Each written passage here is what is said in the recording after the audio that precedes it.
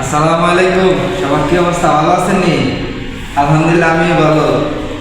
যে প্রবাসে যে কি কতটা কষ্টে আছি একমাত্র আল্লাহ পাক জানে। ফ্যামিলি তো সবাই জানে যে আমরা ভালোই আছি, কিন্তু দালাল দিয়ে আইলে তো শেষে না। আমরা আবার পরিচিত দালাল, দালালের বাড়ি হলো মাদায়া, কুমিল্লা মাদায়া, বাড়ি ফুলতুলি। ওই হালাত বলতে শেষ করে আসছে আমরা মাদার সাথে। তার ছবি আমি দিয়ে দিই স্ক্রিনে। এই মাদার সাথে আমরা শেষ করেছি, আর তার আমরা কেউ আইল না। আইলে তো মরবেন, এক কথা শেষ, আইলেই মরবেন।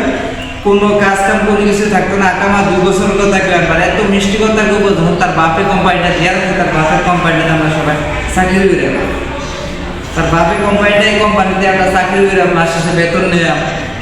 সুদীর বিরুদ্ধে আইনের রূপ ছাড়া দিয়ে মাথার সাথে এমন কল্যাণের দরকার যা হিসাবের বাইরে।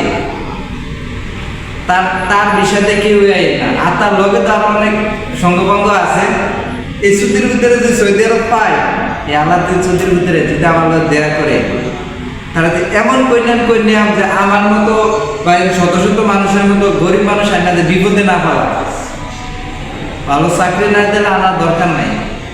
দেশের একটা 5 লাখ টাকা 6 লাখ টাকা খরচ করে আইবো মানুষ, আইসে রাস্তা আনবো।